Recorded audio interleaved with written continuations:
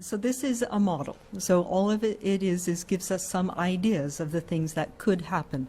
And really what we're looking at, and if you look at this, you see that we're not at the point where we can let off those restrictions yet.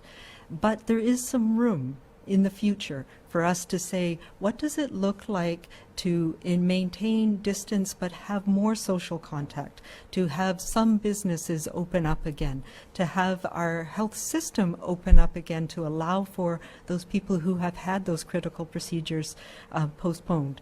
And we have to find that balance. We need to find the balance of how much contact still protects us in our communities and our families, but allows us to open things up. So I can't tell you exactly what it looks like, but I can tell you we're looking at every specific part of our society, and it needs to work together, because we need to have things like some children going back to school in a classroom situation to allow for increased healthcare workers to be able to increase our activities in the health sector. So what does that look like in a way that is still able to maintain distances? It may mean smaller classes, only some children going to school at certain times, none of the mingling that we used to have with kids getting together, as well as some hybrid perhaps of some kids, some children doing remote learning while others are in a classroom situation and able to maintain those safe distances in that situation. Same for businesses. There will be some hybrid for a period of time where people are working from home and smaller numbers are in the workplace, for example.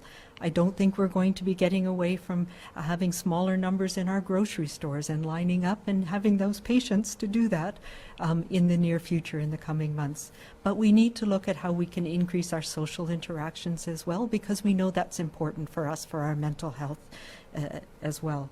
So that's what this model shows, that there is some room that we need to plan for, and that's the work that we're doing now, but we're not at that place yet.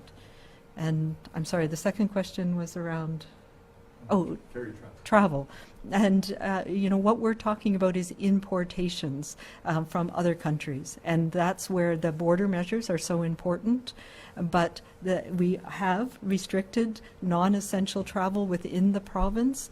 We need to loosen that up a little bit, but do it in a way where we can detect if people have illness. We need to all be very sensitive, and this is something that will not change, about staying home and staying away from others if we are at the least bit ill, particularly for the coming weeks and months.